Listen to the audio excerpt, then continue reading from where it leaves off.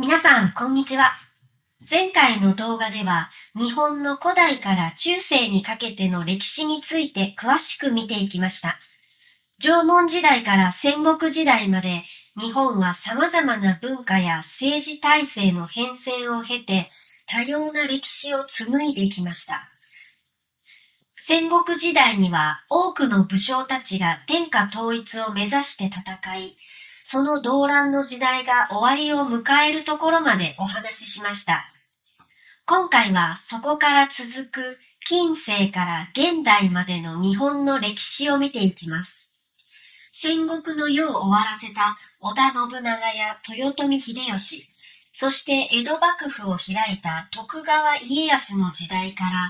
日本はどのように平和で安定した時代を築き上げていったのでしょうか。また、明治維新による劇的な変化を経て、日本はどのようにして近代国家への道を歩んだのか。そして、第二次世界大戦の終結から現代に至るまでの日本の挑戦と発展を追いかけていきます。それでは、安土桃山時代から江戸時代、そして近代の明治、大正、昭和、さらに現代の日本の歴史を詳しく見ていきましょう。安土桃山時代、1573年から1603年は戦国時代の終盤から始まる短いですが重要な時代です。この時代は織田信長と豊臣秀吉の2人の武将が日本統一に向けて動いた時代として知られています。信長は革新的な戦術と戦略で他の戦国大名たちを次々と打ち破り、天下統一に向けて大きな一歩を踏み出しました。特に長篠の戦いでは、鉄砲を大量に導入し、旧来の戦術を覆しました。しかし、1582年に本能寺の変で家臣の明智光秀に裏切られ、信長は自害します。この事件により、信長の夢は絶たれますが、彼の後を継いで天下統一を果たしたのが豊臣秀吉です。秀吉は信長の死後、すぐに明智光秀を討ち取り、その後も賤ヶ岳の戦いで柴田勝家を破り、さらには小田原征伐で関東の北条氏を滅ぼし、1590年に日本を統一しました。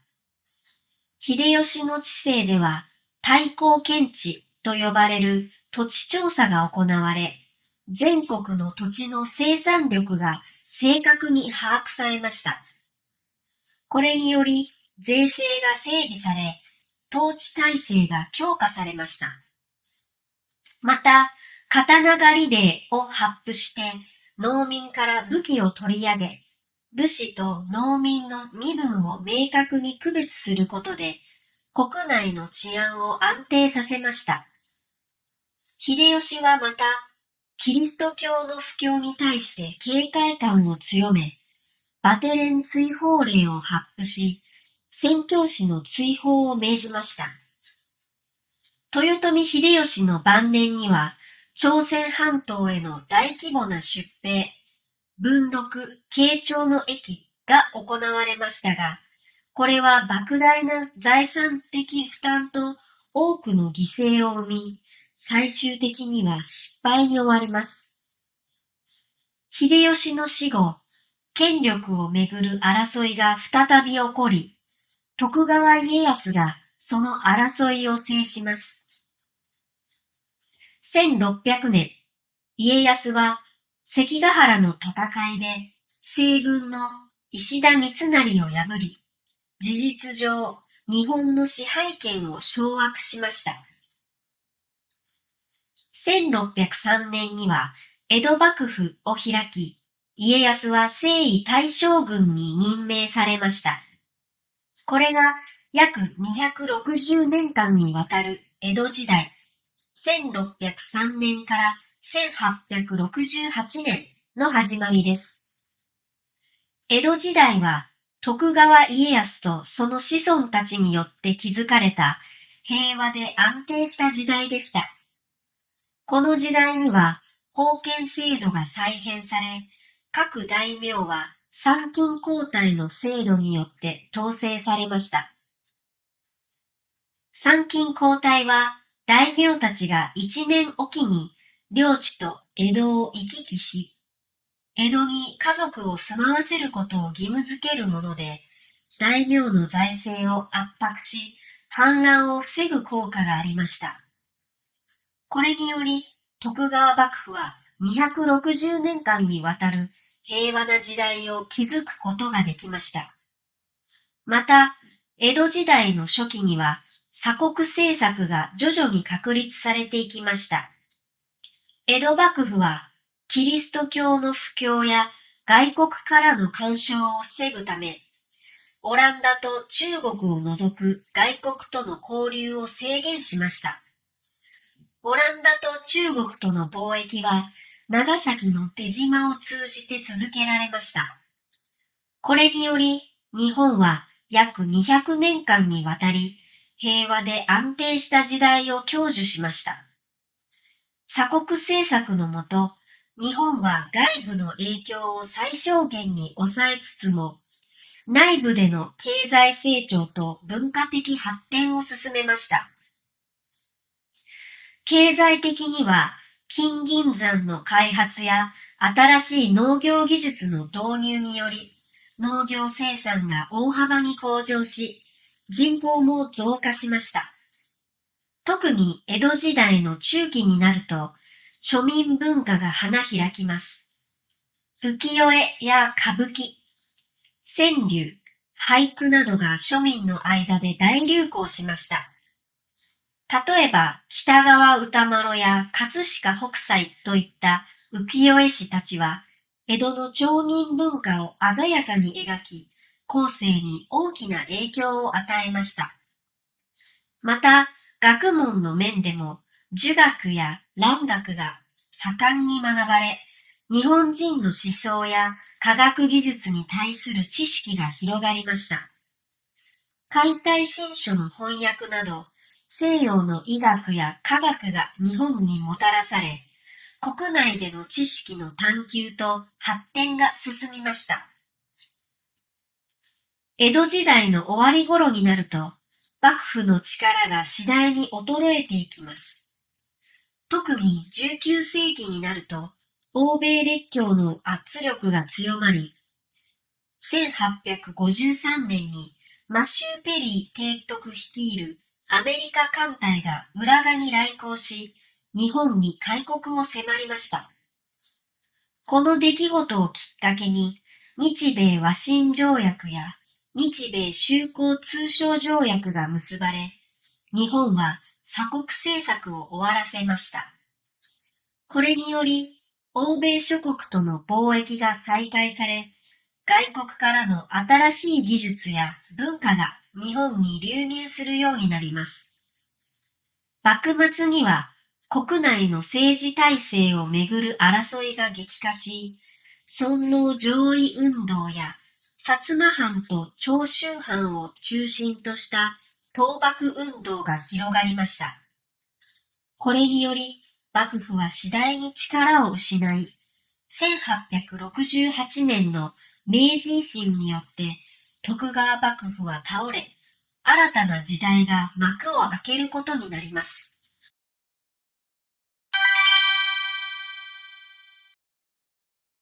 近代の幕開けは明治時代、1868年から1912年です。明治時代は日本が封建制度を脱し、近代国家へと大きく変貌を遂げた時代です。明治維新によって長らく続いた徳川幕府が終わり、中央集権的な新政府が樹立されました。新政府は五箇条の御誓文を発布し、西洋の近代的な制度や技術を積極的に導入しました。明治政府は封建的な身分制度を廃止し、市民平等が実現しました。また、徴兵制の導入によって近代的な軍隊が編成されました。これにより、日本は農業社会から工業化社会へと移行する準備を整えました。教育制度も大きく改革され、学制が発布されて、全国に学校が設置されました。初等教育が義務化され、識字率の向上が図られました。さらに、西洋の知識や科学技術を学ぶために、多くの学生が欧米に留学し、帰国後に新しい技術や制度を国内に導入しました。例えば、医学、法律、軍事、経済などの分野で欧米の知識が取り入れられ、日本社会に大きな変化をもたらしました。経済の面でも、明治時代には急速な産業化が進みました。富国強兵、殖産興業のスローガンのもと、政府は積極的にインフラ整備と産業振興を推進しました。鉄道網や電信網が全国に急速に整備され、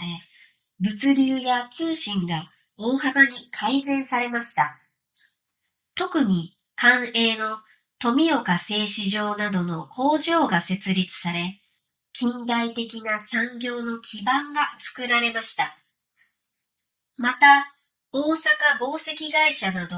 民間による近代的な企業も次々と設立され、重工業や繊維産業が発展しました。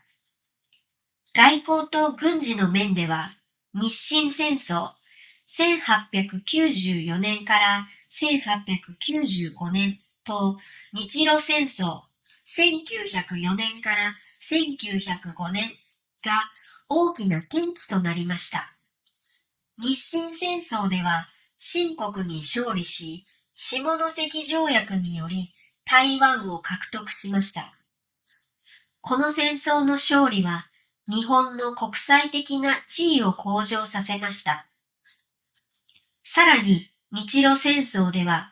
東アジアでのロシア帝国の拡大を食い止め、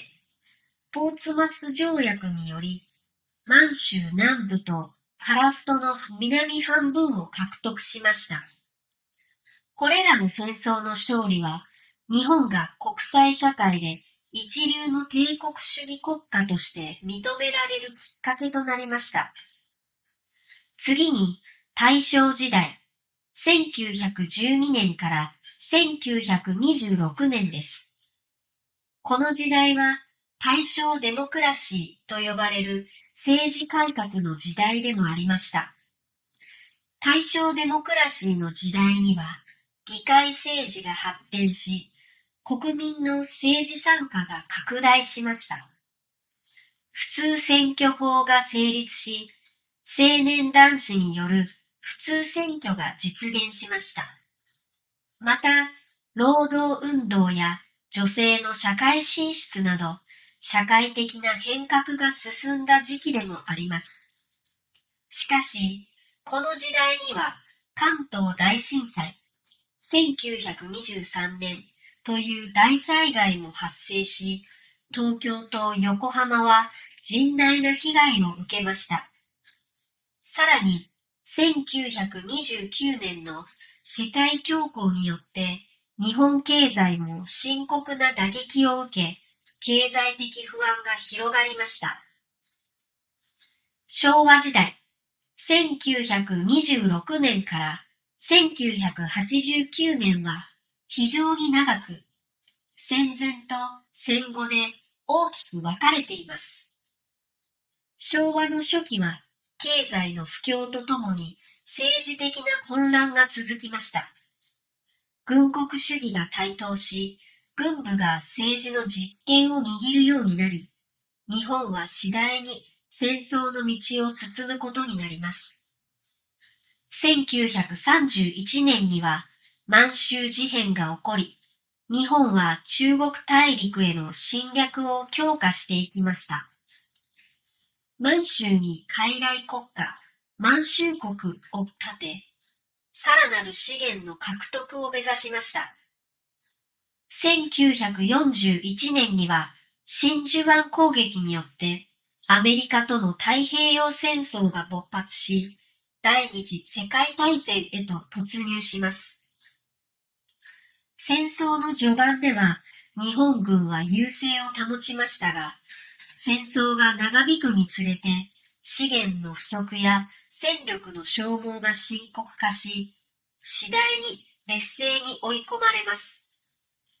1945年8月には広島と長崎に原子爆弾が投下され、国内の主要都市は空襲によって壊滅的な被害を受けました。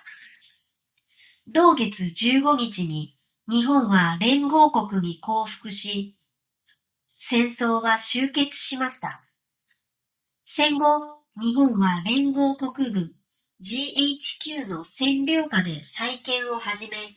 1947年には日本国憲法が施行され、平和主義と民主主義が新しい国家の基本理念となりました。戦後の日本は連合国軍の占領政策の下で民主化と経済復興を目指しました。GHQ は日本の軍国主義の解体、土地改革、財閥解体、労働組合の結成促進などの改革を実施し、民主主義国家としての基礎を築きました。1947年に施行された日本国憲法には、平和主義、国民主権、基本的人権の尊重が掲げられ、新しい日本の国家の在り方を示しました。この憲法の下で、日本は戦争放棄と戦力不保持を明記し、国際社会においても平和国家としての姿勢を強調しました。1950年代から1970年代にかけて、日本は高度経済成長期を迎え、世界でも屈指の経済大国へと成長します。朝鮮戦争の特需やアメリカからの経済援助が復興のきっかけとなり、政府は積極的な経済政策を打ち出しました。人務景気やイザナギ景気と呼ばれる好景気の時代には、製造業を中心に急速な成長を遂げました。1964年には東京オリンピックが開催され、日本は世界に向けてその復興ぶりと経済力をアピールしました。また、1964年には東海道新幹線が開通し、日本の技術力とインフラ整備の象徴となりました。この時期には家電3種の神器、テレビ、洗濯機、冷蔵庫が家庭に普及し、人々の生活水準も飛躍的に向上しました。しかし、1980年代後半にはバブル経済が発生し、土地や株価が異常に高騰しました。銀行や企業は巨額の融資と投資を行い、不動産や株式への投資が過熱しました。1989年にはバブルがピークを迎え、その後急激な崩壊を経験します。バブル崩壊後の1990年代には、失われた10年と呼ばれる長い経済停滞期が続きました。この時期には多くの企業が経営危機に陥り、銀行も不良債権問題に直面しました。政府は金融システムの見直しや構造改革を進めることで経済の立て直しを図りましたが、回復には時間がかかりました。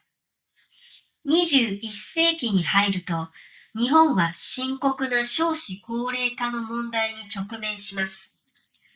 出生率の低下と高齢化の進行により、労働力不足や社会保障費の増大が大きな課題となりました。この問題に対処するために、政府は労働環境の改善や女性の社会進出の促進、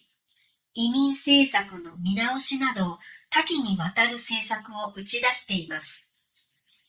一方で、技術革新の分野では、ロボット技術や人工知能、AI の研究が進み、新たな産業の可能性を探っています。特に製造業や医療、介護分野でのロボット技術の応用が進んでおり、日本の技術力は引き続き注目されています。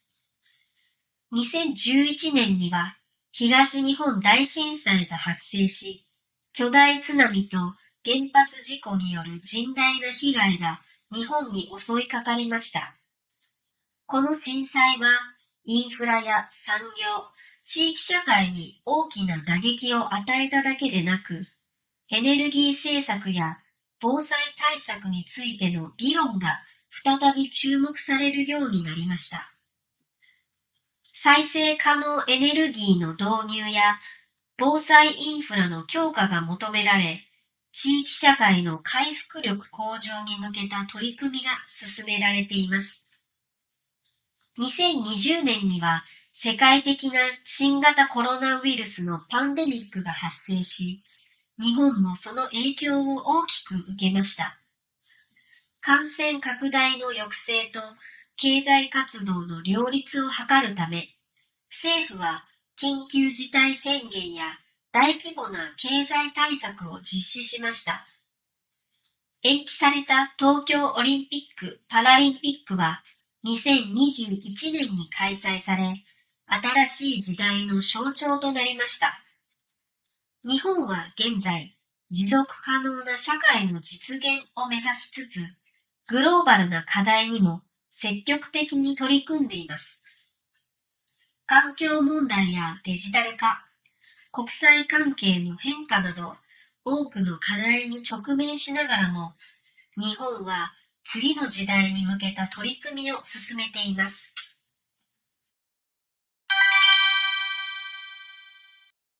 今回は安土桃山時代から現代までの日本の歴史について見てきました。近世、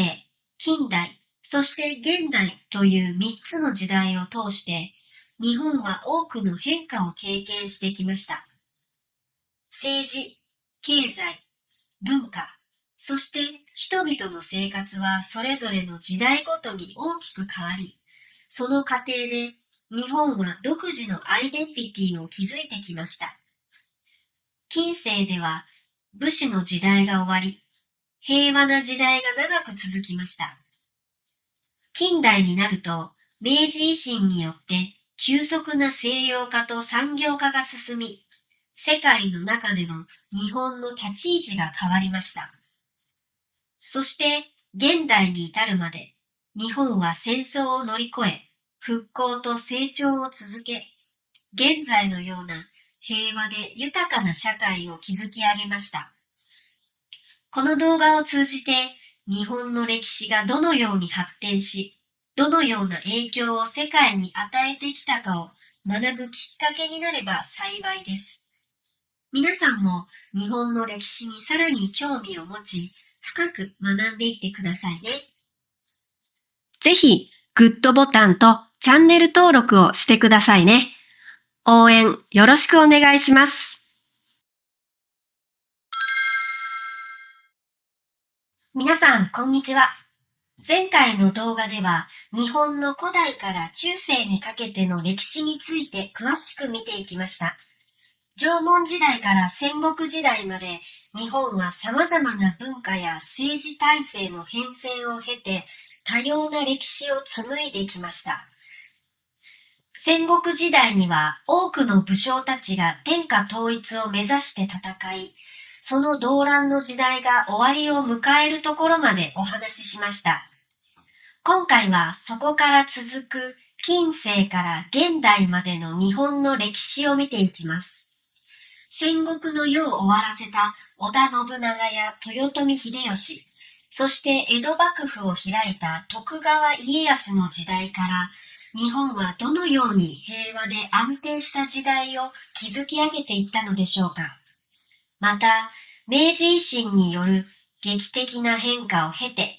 日本はどのようにして近代国家への道を歩んだのか。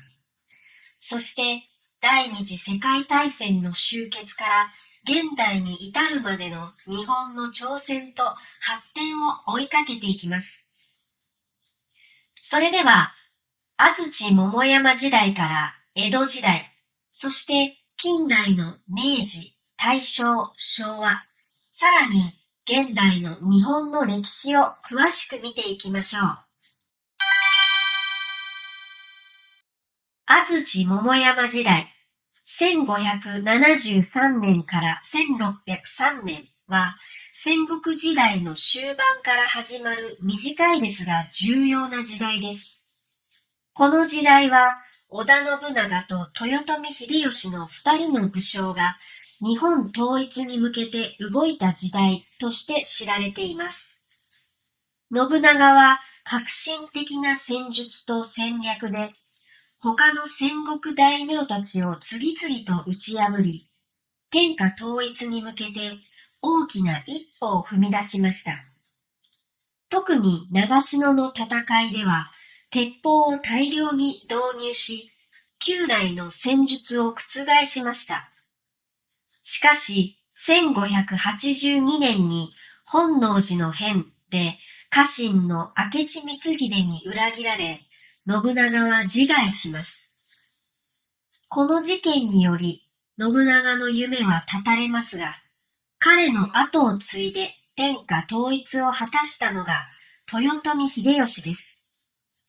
秀吉は信長の死後、すぐに明智光秀を討ち取り、その後も賤ヶ岳の戦いで柴田勝家を破り、さらには小田原征伐で関東の北条氏を滅ぼし、1590年に日本を統一しました。秀吉の治世では、太閤検地と呼ばれる土地調査が行われ、全国の土地の生産力が正確に把握されました。これにより、税制が整備され、統治体制が強化されました。また、刀狩り令を発布して、農民から武器を取り上げ、武士と農民の身分を明確に区別することで、国内の治安を安定させました。秀吉はまた、キリスト教の布教に対して警戒感を強め、バテレン追放令を発布し、宣教師の追放を命じました。豊臣秀吉の晩年には、朝鮮半島への大規模な出兵、文禄、慶長の役が行われましたが、これは莫大な財産的負担と多くの犠牲を生み、最終的には失敗に終わります。秀吉の死後、権力をめぐる争いが再び起こり、徳川家康がその争いを制します。1600年、家康は関ヶ原の戦いで西軍の石田三成を破り、事実上日本の支配権を掌握しました。1603年には江戸幕府を開き、家康は征夷大将軍に任命されました。これが約260年間にわたる江戸時代、1603年から1868年の始まりです。江戸時代は徳川家康とその子孫たちによって築かれた平和で安定した時代でした。この時代には封建制度が再編され、各大名は参勤交代の制度によって統制されました。参勤交代は大名たちが1年おきに領地と江戸を行き来し、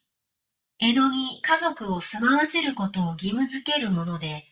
大名の財政を圧迫し、反乱を防ぐ効果がありました。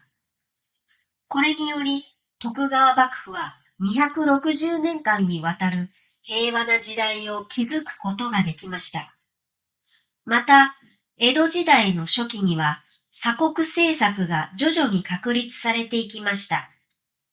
江戸幕府は、キリスト教の布教や外国からの干渉を防ぐため、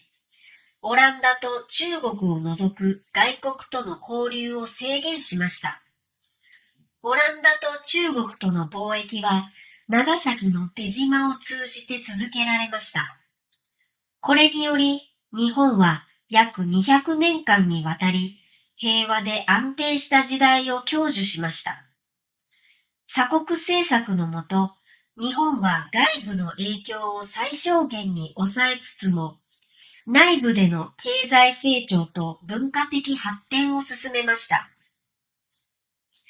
経済的には、金銀山の開発や新しい農業技術の導入により、農業生産が大幅に向上し、人口も増加しました。特に江戸時代の中期になると、庶民文化が花開きます。浮世絵や歌舞伎、川柳、俳句などが庶民の間で大流行しました。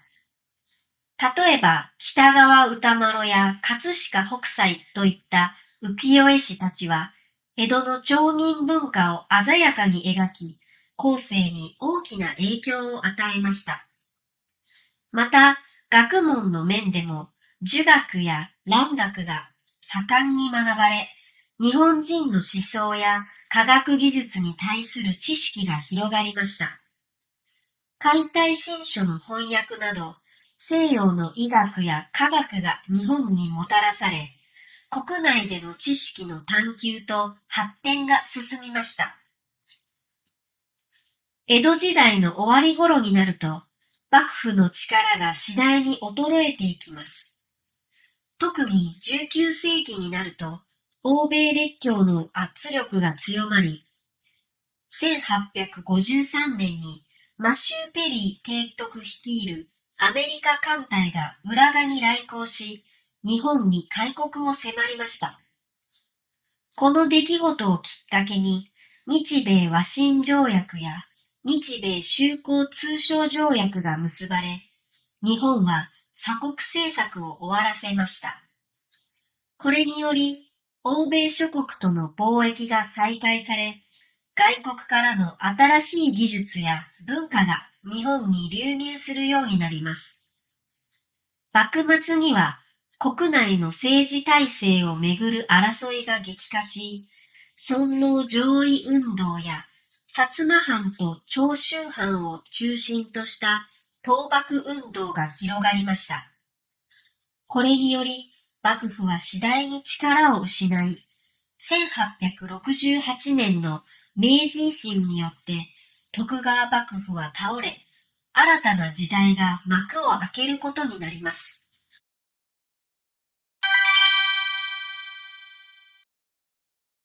近代の幕開けは明治時代、1868年から1912年です。明治時代は日本が封建制度を脱し、近代国家へと大きく変貌を遂げた時代です。明治維新によって長らく続いた徳川幕府が終わり、中央集権的な新政府が樹立されました。新政府は五箇条の御誓文を発布し、西洋の近代的な制度や技術を積極的に導入しました。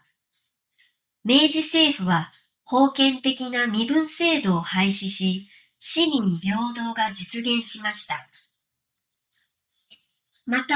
徴兵制の導入によって近代的な軍隊が編成されました。これにより、日本は農業社会から工業化社会へと移行する準備を整えました。教育制度も大きく改革され、学制が発布されて、全国に学校が設置されました。初等教育が義務化され、識字率の向上が図られました。さらに、西洋の知識や科学技術を学ぶために、多くの学生が欧米に留学し、帰国後に新しい技術や制度を国内に導入しました。例えば、医学、法律、軍事、経済などの分野で欧米の知識が取り入れられ、日本社会に大きな変化をもたらしました。経済の面でも、明治時代には急速な産業化が進みました。富国強兵、殖産興業のスローガンのもと、政府は積極的にインフラ整備と産業振興を推進しました。鉄道網や電信網が全国に急速に整備され、物流や通信が大幅に改善されました。特に官営の富岡製糸場などの工場が設立され、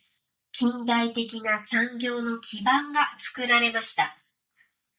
また、大阪紡績会社など民間による近代的な企業も次々と設立され、重工業や繊維産業が発展しました。外交と軍事の面では、日清戦争、1894年から1895年と日露戦争、1904年から1905年が大きな転機となりました。日清戦争では清国に勝利し、下関条約により台湾を獲得しました。この戦争の勝利は日本の国際的な地位を向上させました。さらに日露戦争では東アジアでのロシア帝国の拡大を食い止め、ポーツマス条約により満州南部と樺太の南半分を獲得しました。これらの戦争の勝利は、日本が国際社会で一流の帝国主義国家として認められるきっかけとなりました。次に、大正時代、1912年から1926年です。この時代は、大正デモクラシーと呼ばれる政治改革の時代でもありました。大正デモクラシーの時代には、議会政治が発展し、国民の政治参加が拡大しました。普通選挙法が成立し、青年男子による普通選挙が実現しました。また、労働運動や女性の社会進出など、社会的な変革が進んだ時期でもあります。しかし、この時代には関東大震災、1923年という大災害も発生し、東京と横浜は甚大な被害を受けました。さらに、1929年の世界恐慌によって日本経済も深刻な打撃を受け、経済的不安が広がりました。昭和時代、1926年から1989年は非常に長く、戦前と戦後で大きく分かれています。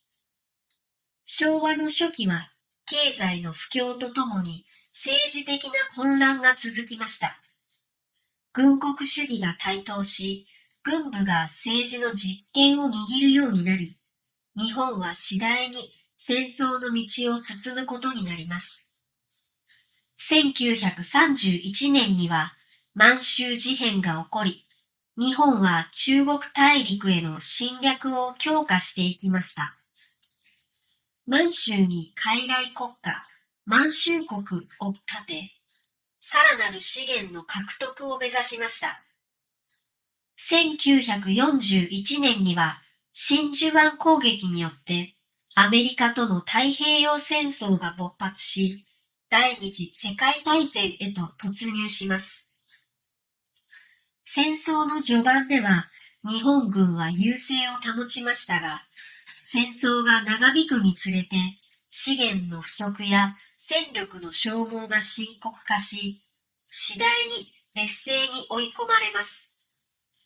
1945年8月には、広島と長崎に原子爆弾が投下され、国内の主要都市は空襲によって壊滅的な被害を受けました。同月15日に日本は連合国に降伏し、戦争は終結しました。戦後、日本は連合国軍 GHQ の占領下で再建を始め、1947年には日本国憲法が施行され、平和主義と民主主義が新しい国家の基本理念となりました。戦後の日本は連合国軍の占領政策の下で民主化と経済復興を目指しました。GHQ は日本の軍国主義の解体、土地改革、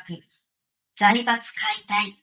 労働組合の結成促進などの改革を実施し、民主主義国家としての基礎を築きました。1947年に施行された日本国憲法には、平和主義、国民主権、基本的人権の尊重が掲げられ、新しい日本の国家の在り方を示しました。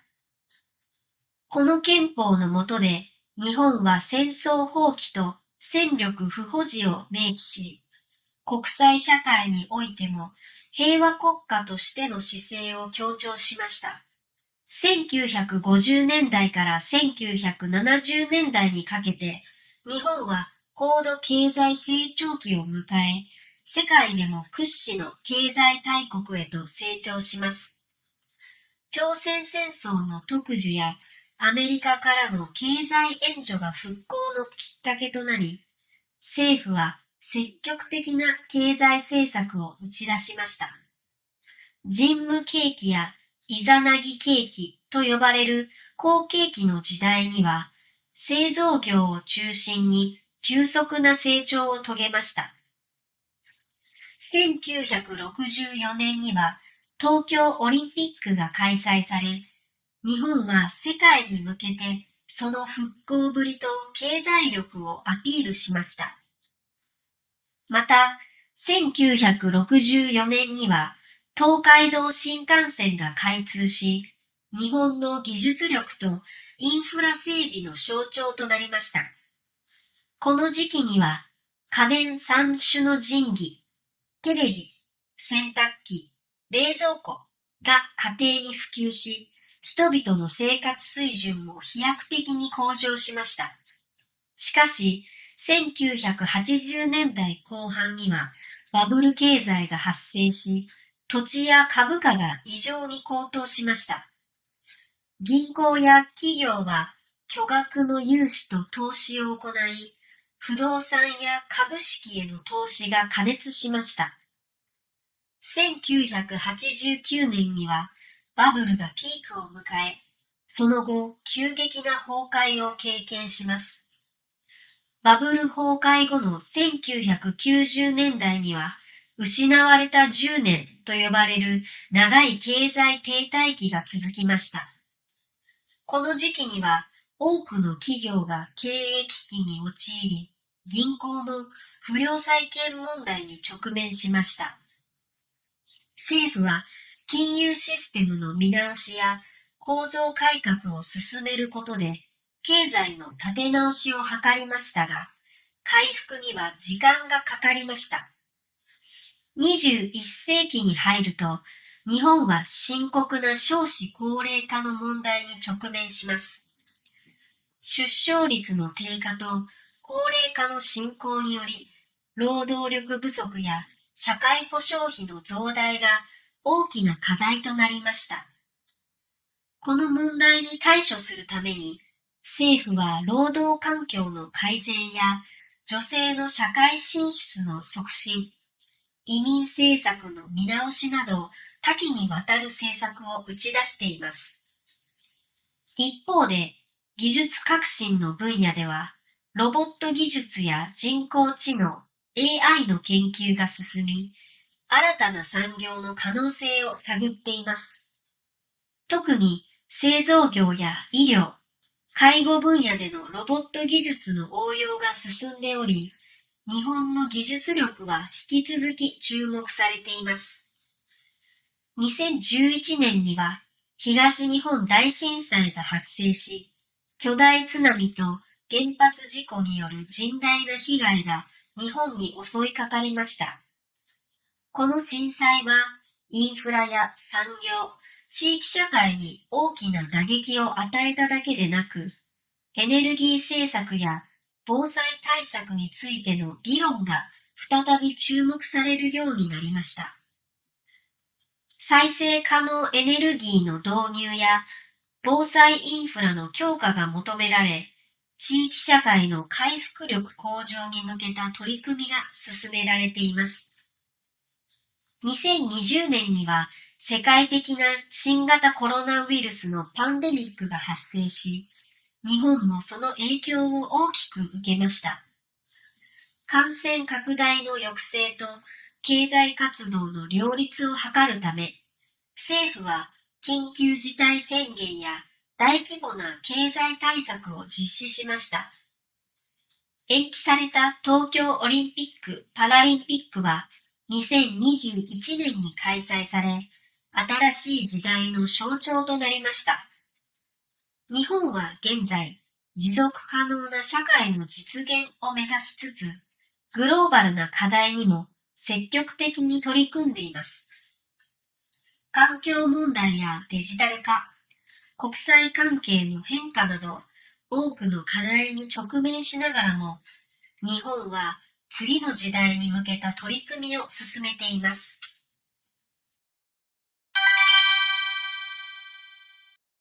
今回は安土桃山時代から現代までの日本の歴史について見てきました。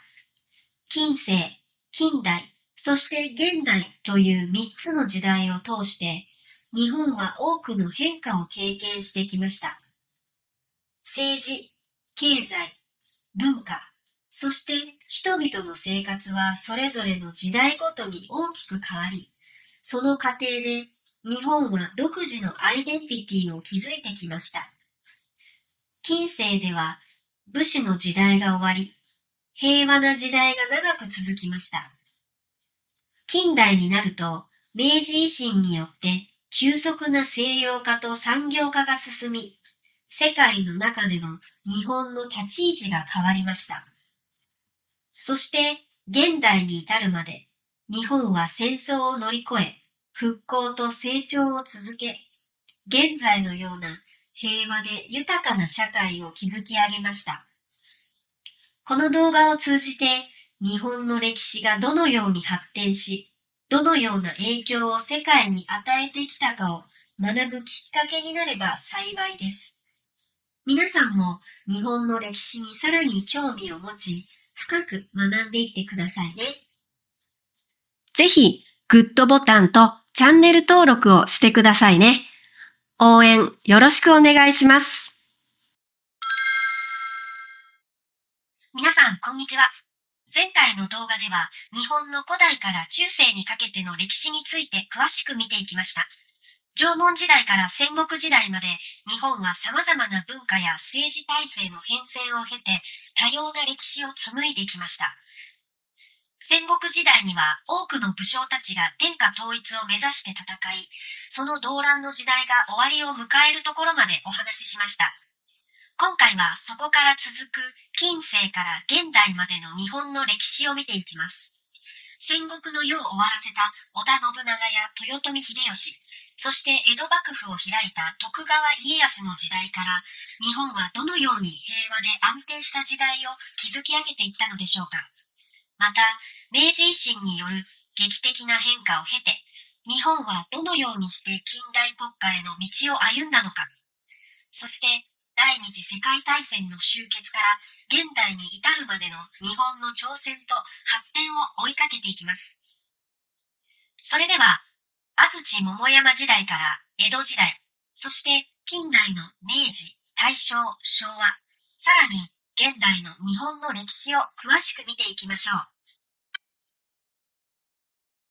安土桃山時代、1573年から1603年は戦国時代の終盤から始まる短いですが重要な時代です。この時代は織田信長と豊臣秀吉の2人の武将が日本統一に向けて動いた時代として知られています。信長は革新的な戦術と戦略で他の戦国大名たちを次々と打ち破り、天下統一に向けて大きな一歩を踏み出しました。特に長篠の戦いでは鉄砲を大量に導入し、旧来の戦術を覆しました。しかし、1582年に本能寺の変で家臣の明智光秀に裏切られ、信長は自害します。この事件により、信長の夢は絶たれますが、彼の後を継いで天下統一を果たしたのが豊臣秀吉です。秀吉は信長の死後、すぐに明智光秀を討ち取り、その後も賤ヶ岳の戦いで柴田勝家を破り、さらには小田原征伐で関東の北条氏を滅ぼし、1590年に日本を統一しました。秀吉の治世では対抗検地と呼ばれる土地調査が行われ、全国の土地の生産力が正確に把握されました。これにより税制が整備され、統治体制が強化されました。また、刀狩り令を発布して農民から武器を取り上げ、武士と農民の身分を明確に区別することで、国内の治安を安定させました。秀吉はまた、キリスト教の布教に対して警戒感を強め、バテレン追放令を発布し、宣教師の追放を命じました。豊臣秀吉の晩年には、朝鮮半島への大規模な出兵、文禄、慶長の役が行われましたが、これは莫大な財産的負担と多くの犠牲を生み、最終的には失敗に終わります。秀吉の死後、権力をめぐる争いが再び起こり、徳川家康がその争いを制します。1600年、家康は関ヶ原の戦いで西軍の石田三成を破り、事実上日本の支配権を掌握しました。1603年には江戸幕府を開き、家康は征夷大将軍に任命されました。これが約260年間にわたる江戸時代、1603年から1868年の始まりです。江戸時代は徳川家康とその子孫たちによって築かれた平和で安定した時代でした。この時代には封建制度が再編され、各大名は参勤交代の制度によって統制されました。参勤交代は大名たちが1年おきに領地と江戸を行き来し、江戸に家族を住まわせることを義務付けるもので、大名の財政を圧迫し、反乱を防ぐ効果がありました。これにより、徳川幕府は260年間にわたる平和な時代を築くことができました。また、江戸時代の初期には鎖国政策が徐々に確立されていきました。江戸幕府はキリスト教の布教や外国からの干渉を防ぐため、オランダと中国を除く外国との交流を制限しました。オランダと中国との貿易は長崎の出島を通じて続けられました。これにより日本は約200年間にわたり平和で安定した時代を享受しました。鎖国政策のもと、日本は外部の影響を最小限に抑えつつも、内部での経済成長と文化的発展を進めました。経済的には金銀山の開発や新しい農業技術の導入により農業生産が大幅に向上し、人口も増加しました。特に江戸時代の中期になると庶民文化が花開きます。浮世絵や歌舞伎、川柳、俳句などが庶民の間で大流行しました。例えば、北川歌麿や葛飾北斎といった浮世絵師たちは、江戸の町人文化を鮮やかに描き、後世に大きな影響を与えました。また、学問の面でも、儒学や蘭学が盛んに学ばれ、日本人の思想や科学技術に対する知識が広がりました。解体新書の翻訳など、西洋の医学や科学が日本にもたらされ、国内での知識の探求と発展が進みました。江戸時代の終わり頃になると、幕府の力が次第に衰えていきます。特に19世紀になると、欧米列強の圧力が強まり、1853年にマシュー・ペリー提督率いるアメリカ艦隊が浦賀に来航し、日本に開国を迫りました。この出来事をきっかけに、日米和親条約や日米修好通商条約が結ばれ、日本は鎖国政策を終わらせました。これにより、欧米諸国との貿易が再開され、外国からの新しい技術や文化が日本に流入するようになります。幕末には国内の政治体制をめぐる争いが激化し、尊王攘夷運動や薩摩藩と長州藩を中心とした倒幕運動が広がりました。これにより幕府は次第に力を失い、1868年の明治維新によって徳川幕府は倒れ、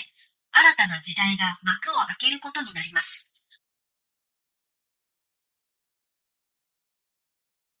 近代の幕開けは明治時代、1868年から1912年です。明治時代は日本が封建制度を脱し、近代国家へと大きく変貌を遂げた時代です。明治維新によって長らく続いた徳川幕府が終わり、中央集権的な新政府が樹立されました。新政府は五箇条の御正門を発布し、西洋の近代的な制度や技術を積極的に導入しました。明治政府は封建的な身分制度を廃止し、市民平等が実現しました。また、徴兵制の導入によって近代的な軍隊が編成されました。これにより、日本は農業社会から工業化社会へと移行する準備を整えました。教育制度も大きく改革され、学制が発布されて全国に学校が設置されました。初等教育が義務化され、識字率の向上が図られました。さらに、西洋の知識や科学技術を学ぶために、多くの学生が欧米に留学し、帰国後に新しい技術や制度を国内に導入しました。例えば、医学、法律、軍事、経済などの分野で欧米の知識が取り入れられ、日本社会に大きな変化をもたらしました。経済の面でも明治時代には急速な産業化が進みました。富国強兵、殖産興業のスローガンのもと、政府は積極的にインフラ整備と産業振興を推進しました。鉄道網や電信網が全国に急速に整備され、物流や通信が大幅に改善されました。特に官営の富岡製糸場などの工場が設立され、近代的な産業の基盤が作られました。また、大阪紡績会社など民間による近代的な企業も次々と設立され、重工業や繊維産業が発展しました。外交と軍事の面では、日清戦争1894年から1895年と日露戦争1904年から1905年が大きな転機となりました。日清戦争では清国に勝利し、下関条約により台湾を獲得しました。この戦争の勝利は日本の国際的な地位を向上させました。さらに日露戦争では東アジアでのロシア帝国の拡大を食い止め、ポーツマス条約により満州南部と樺太の南半分を獲得しました。これらの戦争の勝利は日本が国際社会で一流の帝国主義国家として認められるきっかけとなりました。次に大正時代1912年から1926年です。この時代は大正デモクラシーと呼ばれる政治改革の時代でもありました。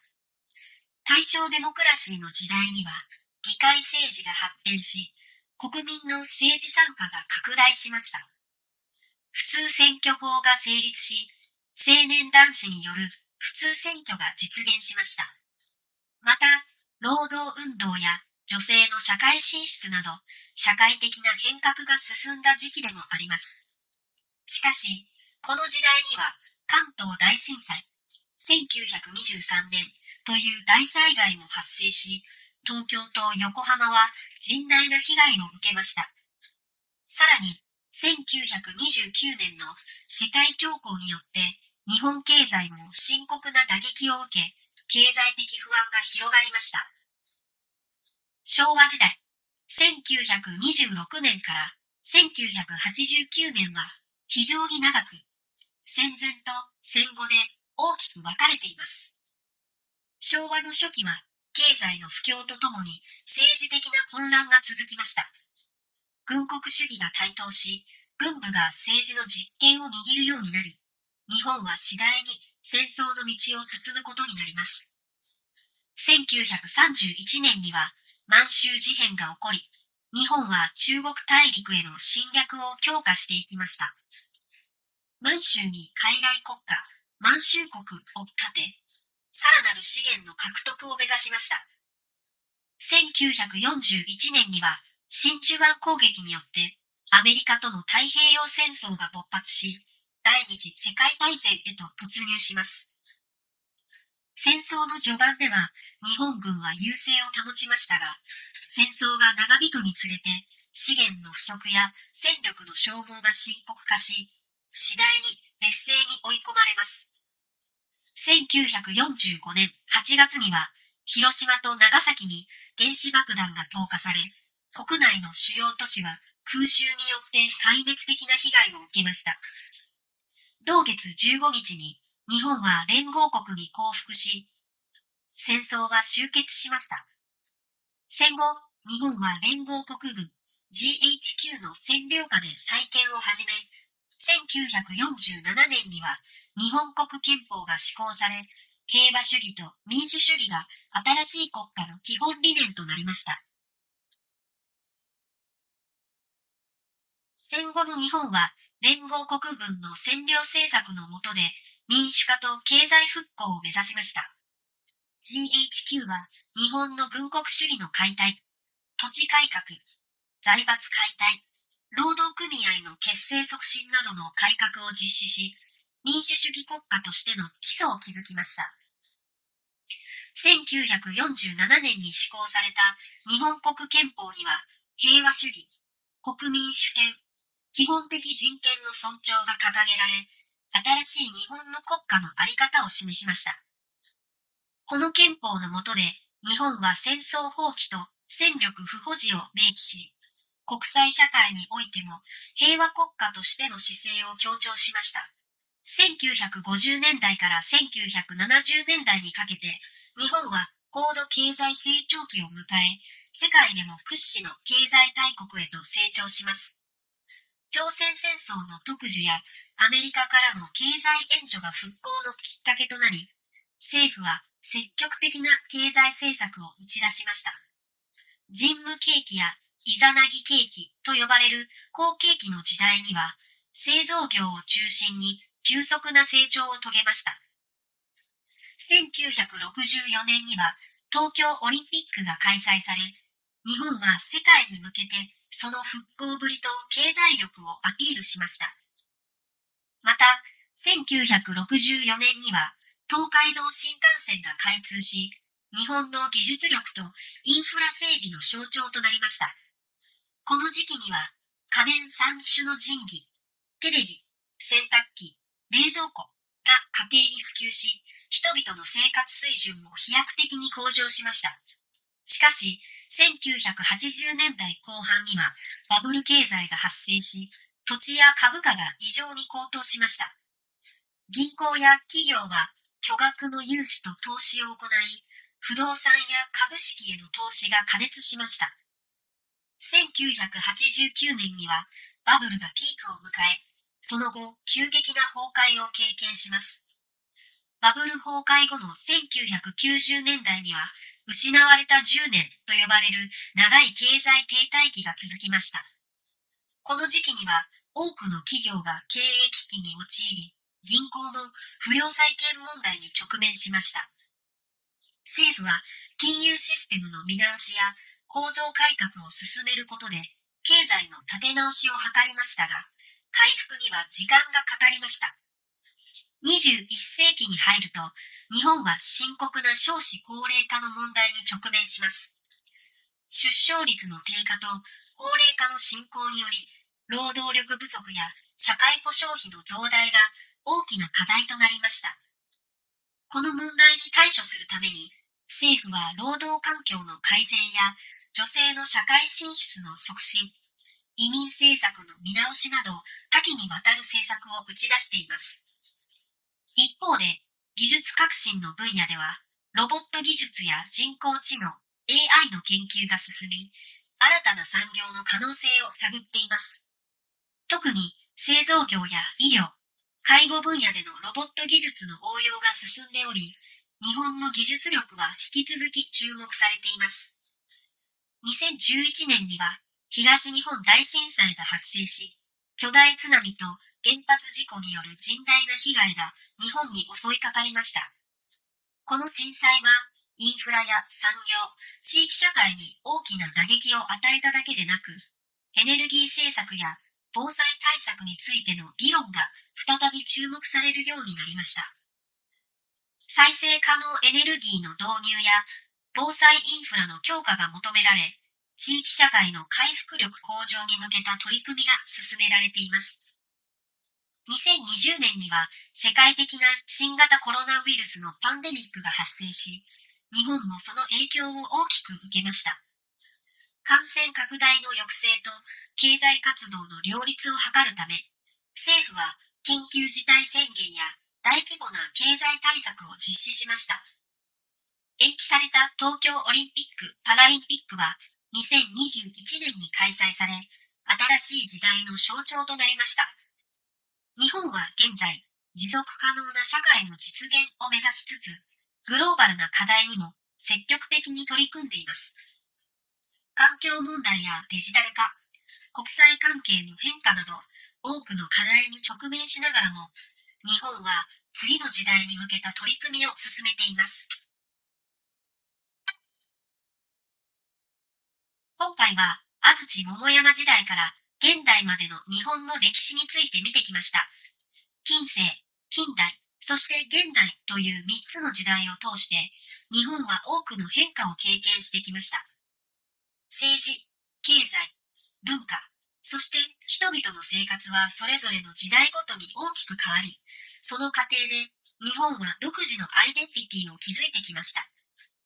近世では武士の時代が終わり、平和な時代が長く続きました。近代になると明治維新によって急速な西洋化と産業化が進み、世界の中での日本の立ち位置が変わりました。そして現代に至るまで日本は戦争を乗り越え、復興と成長を続け、現在のような平和で豊かな社会を築き上げました。この動画を通じて日本の歴史がどのように発展し、どのような影響を世界に与えてきたかを学ぶきっかけになれば幸いです。皆さんも日本の歴史にさらに興味を持ち、深く学んでいってくださいね。ぜひ、グッドボタンとチャンネル登録をしてくださいね。応援よろしくお願いします。皆さん、こんにちは。前回の動画では、日本の古代から中世にかけての歴史について詳しく見ていきました。縄文時代から戦国時代まで、日本は様々な文化や政治体制の変遷を経て、多様な歴史を紡いできました。戦国時代には多くの武将たちが天下統一を目指して戦い、その動乱の時代が終わりを迎えるところまでお話ししました。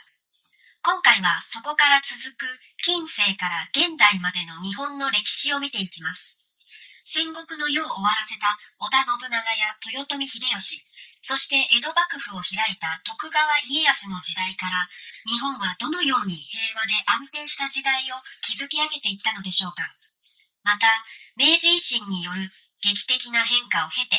日本はどのようにして近代国家への道を歩んだのか。そして、第二次世界大戦の終結から現代に至るまでの日本の挑戦と発展を追いかけていきます。それでは、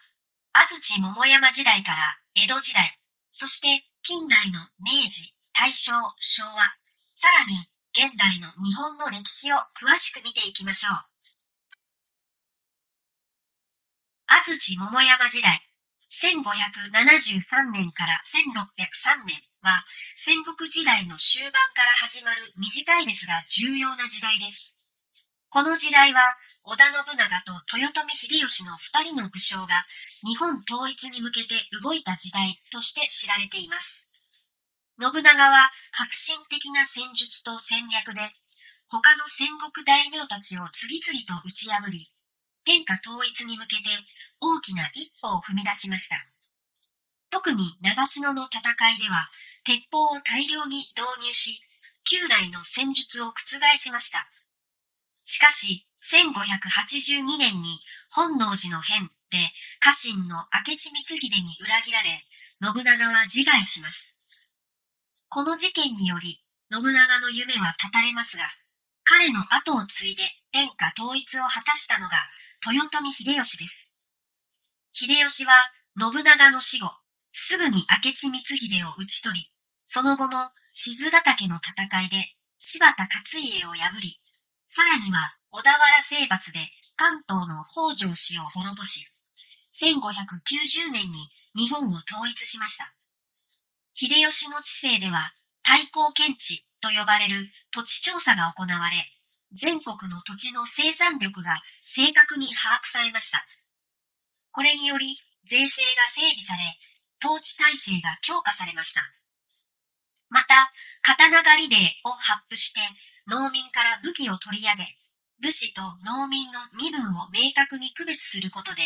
国内の治安を安定させました。秀吉はまた、キリスト教の布教に対して警戒感を強め、バテレン追放令を発布し、宣教師の追放を命じました。豊臣秀吉の晩年には、朝鮮半島への大規模な出兵、文禄、慶長の役が行われましたが、これは莫大な財産的負担と多くの犠牲を生み、最終的には失敗に終わります。秀吉の死後、権力をめぐる争いが再び起こり、徳川家康がその争いを制します。1600年、家康は関ヶ原の戦いで西軍の石田三成を破り、事実上日本の支配権を掌握しました。1603年には江戸幕府を開き、家康は征夷大将軍に任命されました。これが約260年間にわたる江戸時代、1603年から1868年の始まりです。江戸時代は徳川家康とその子孫たちによって築かれた平和で安定した時代でした。この時代には封建制度が再編され、各大名は参勤交代の制度によって統制されました。参勤交代は大名たちが1年おきに領地と江戸を行き来し、江戸に家族を住まわせることを義務付けるもので、大名の財政を圧迫し、反乱を防ぐ効果がありました。これにより、徳川幕府は260年間にわたる平和な時代を築くことができました。また、江戸時代の初期には鎖国政策が徐々に確立されていきました。江戸幕府はキリスト教の布教や外国からの干渉を防ぐため、オランダと中国を除く外国との交流を制限しました。オランダと中国との貿易は長崎の出島を通じて続けられました。これにより日本は約200年間にわたり平和で安定した時代を享受しました。鎖国政策のもと、日本は外部の影響を最小限に抑えつつも、内部での経済成長と文化的発展を進めました。経済的には、金銀山の開発や新しい農業技術の導入により、農業生産が大幅に向上し、人口も増加しました。特に江戸時代の中期になると、庶民文化が花開きます。浮世絵や歌舞伎、川柳、俳句などが庶民の間で大流行しました。例えば、北川歌麿や葛飾北斎といった浮世絵師たちは、江戸の町人文化を鮮やかに描き、後世に大きな影響を与えました。また、学問の面でも、儒学や蘭学が盛んに学ばれ、日本人の思想や科学技術に対する知識が広がりました。解体新書の翻訳など、西洋の医学や科学が日本にもたらされ、国内での知識の探求と発展が進みました。江戸時代の終わり頃になると、幕府の力が次第に衰えていきます。特に19世紀になると、欧米列強の圧力が強まり、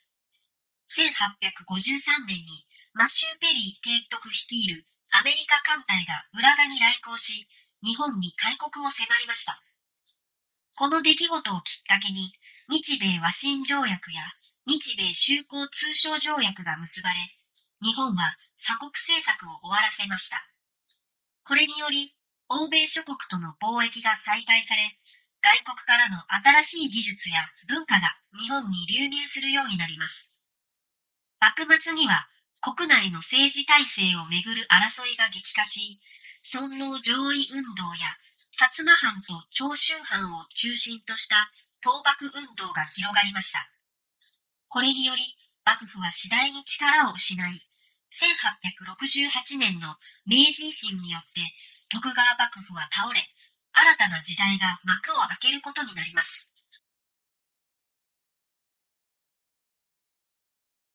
近代の幕開けは明治時代、1868年から1912年です。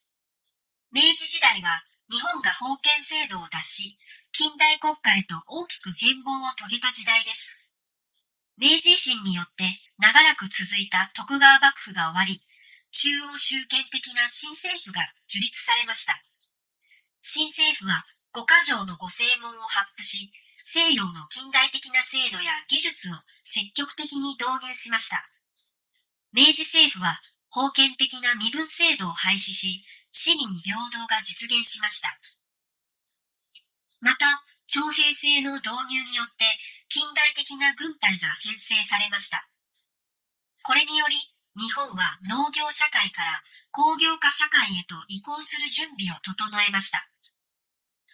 教育制度も大きく改革され、学制が発布されて全国に学校が設置されました。初等教育が義務化され、識字率の向上が図られました。さらに、西洋の知識や科学技術を学ぶために、多くの学生が欧米に留学し、帰国後に新しい技術や制度を国内に導入しました。例えば、医学、法律、軍事、経済などの分野で欧米の知識が取り入れられ、日本社会に大きな変化をもたらしました。経済の面でも明治時代には急速な産業化が進みました。富国強兵、殖産興業のスローガンのもと、政府は積極的にインフラ整備と産業振興を推進しました。鉄道網や電信網が全国に急速に整備され、物流や通信が大幅に改善されました。特に官営の富岡製糸場などの工場が設立され、近代的な産業の基盤が作られました。また、大阪紡績会社など民間による近代的な企業も次々と設立され、重工業や繊維産業が発展しました。外交と軍事の面では、日清戦争1894年から1895年と日露戦争1904年から1905年が大きな転機となりました。日清戦争では清国に勝利し、下関条約により台湾を獲得しました。この戦争の勝利は日本の国際的な地位を向上させました。さらに日露戦争では東アジアでのロシア帝国の拡大を食い止め、ポーツマス条約により、満州南部と樺太の南半分を獲得しました。これらの戦争の勝利は、日本が国際社会で一流の帝国主義国家として認められるきっかけとなりました。次に、大正時代、1912年から1926年です。この時代は、大正デモクラシーと呼ばれる政治改革の時代でもありました。大正デモクラシーの時代には、議会政治が発展し、国民の政治参加が拡大しました。普通選挙法が成立し、青年男子による普通選挙が実現しました。また、労働運動や女性の社会進出など、社会的な変革が進んだ時期でもあります。しかし、この時代には関東大震災、1923年という大災害も発生し、東京と横浜は甚大な被害を受けました。さらに、1929年の世界恐慌によって日本経済も深刻な打撃を受け、経済的不安が広がりました。昭和時代、1926年から1989年は非常に長く、戦前と戦後で大きく分かれています。昭和の初期は経済の不況とともに政治的な混乱が続きました。軍国主義が台頭し、軍部が政治の実権を握るようになり、日本は次第に戦争の道を進むことになります。1931年には満州事変が起こり、日本は中国大陸への侵略を強化していきました。満州に傀儡国家、満州国を建て、さらなる資源の獲得を目指しました。1941年には真珠湾攻撃によってアメリカとの太平洋戦争が勃発し、第二次世界大戦へと突入します。戦争の序盤では日本軍は優勢を保ちましたが、戦争が長引くにつれて資源の不足や戦力の消耗が深刻化し、次第に劣勢に追い込まれます。1945年8月には広島と長崎に原子爆弾が投下され、国内の主要都市は空襲によって壊滅的な被害を受けました。同月15日に日本は連合国に降伏し、戦争は終結しました。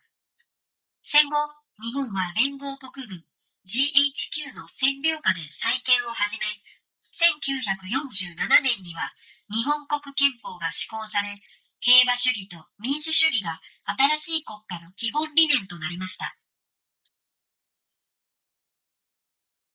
戦後の日本は連合国軍の占領政策の下で民主化と経済復興を目指しました。GHQ は日本の軍国主義の解体、土地改革、財閥解体、労働組合の結成促進などの改革を実施し、民主主義国家としての基礎を築きました。1947年に施行された日本国憲法には、平和主義、国民主権、基本的人権の尊重が掲げられ、新しい日本の国家の在り方を示しました。この憲法の下で、日本は戦争放棄と戦力不保持を明記し、国際社会においても平和国家としての姿勢を強調しました。1950年代から1970年代にかけて、日本は高度経済成長期を迎え、世界でも屈指の経済大国へと成長します。朝鮮戦争の特需やアメリカからの経済援助が復興のきっかけとなり、政府は積極的な経済政策を打ち出しました。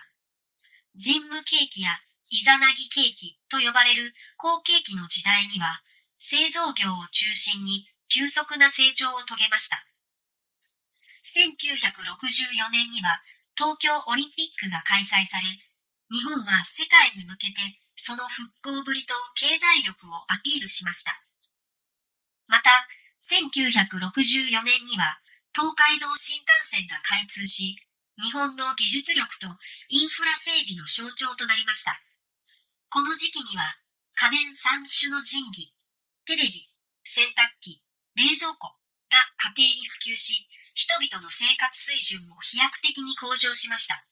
しかし、1980年代後半にはバブル経済が発生し、土地や株価が異常に高騰しました。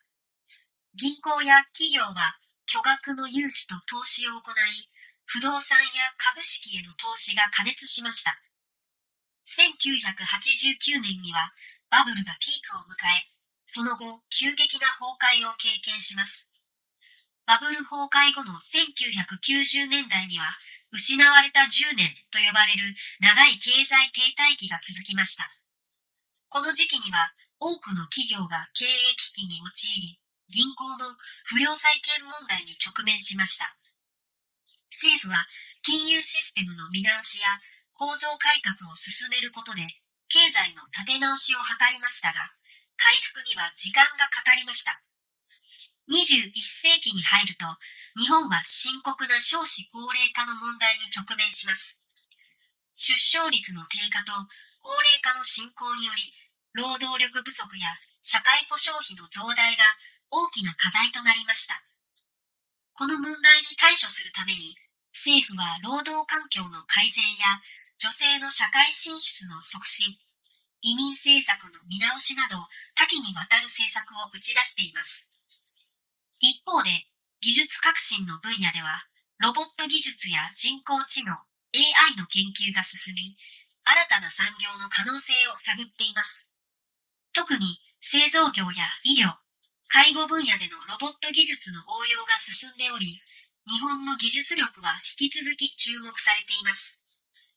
2011年には東日本大震災が発生し、巨大津波と原発事故による甚大な被害が日本に襲いかかりました。この震災はインフラや産業、地域社会に大きな打撃を与えただけでなく、エネルギー政策や防災対策についての議論が再び注目されるようになりました。再生可能エネルギーの導入や